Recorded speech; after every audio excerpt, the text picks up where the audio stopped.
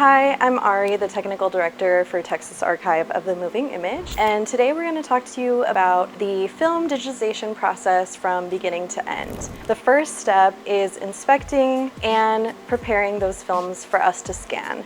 That's where we have technicians or interns actually go ahead and add fresh leader to these films, inspect these films, build these reels, and essentially get them ready for us to scan for you.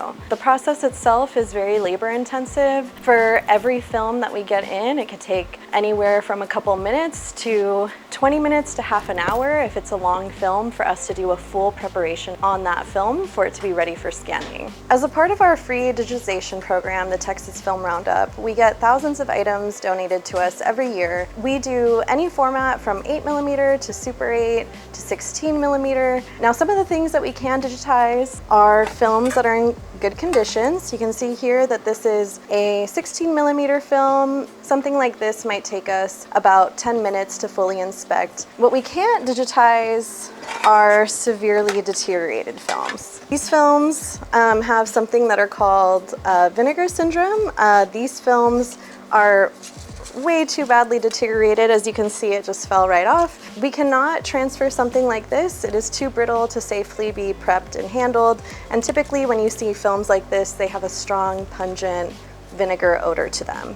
Some other formats that we can scan include regular 8mm film, and this is most typically what people have. These are home movies typically from anywhere from the 50s to the 70s. The last film format is Super 8. These films are typically from the 70s and 80s, but these are identified by their smaller sprocket holes. These sometimes have sound on them, and one of the common questions that people have for us is, can we digitize sound films? And the answer is yes. So this is our lab where we do all of the digitization.